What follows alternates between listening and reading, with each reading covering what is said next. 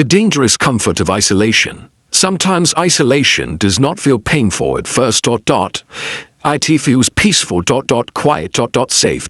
Predictable. No arguments. No disappointment. No pressure from people. And that's why isolation becomes dangerous, because the longer someone stays alone, the more comfort they begin to find inside loneliness. At first, a person isolates themselves to heal. Maybe they were betrayed, misunderstood, emotionally exhausted. They disconnect from the world for a while. And honestly, that temporary silence can feel calming, but slowly, something changes. The mind adapts to isolation.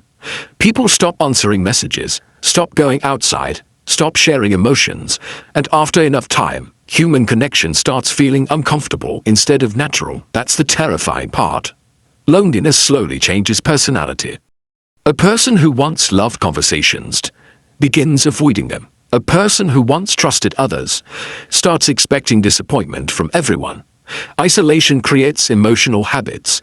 The brain starts believing alone is safer, and eventually, peace turns into emotional numbness. Many people don't even realize this is happening, because isolation can look productive. A person stays in their room, watches videos, reads, works, thinks from the outside. Everything seems normal, but internally, their connection with humanity becomes weaker and weaker. This is why prolonged loneliness affects mental health so deeply. Humans are not designed for complete emotional isolation. We need connection, understanding, presence. Without those things, the mind slowly turns against itself. That's why overthinking becomes louder in isolation. There are fewer distractions, more silence, more time trapped inside thoughts, and thoughts become dangerous when they have no escape. Franz Kafka understood this feeling deeply. His writing often explored emotional isolation, alienation, and disconnection from society. In the Metamorphosis, Kruger Samsa becomes completely separated from normal human life. Not only physically, but emotionally, and many people today understand that feeling more than ever. Modern isolation is strange. People are surrounded by technology, yet still feel alone, connected online, but emotionally distant in real life.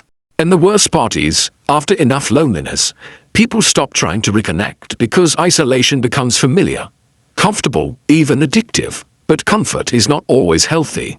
Some comfort slowly destroys people without pain.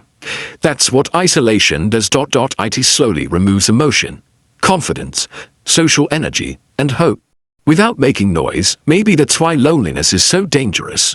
Not because it hurts immediately, but because eventually it starts feeling normal. And when loneliness becomes normal, people forget what real connection feels like.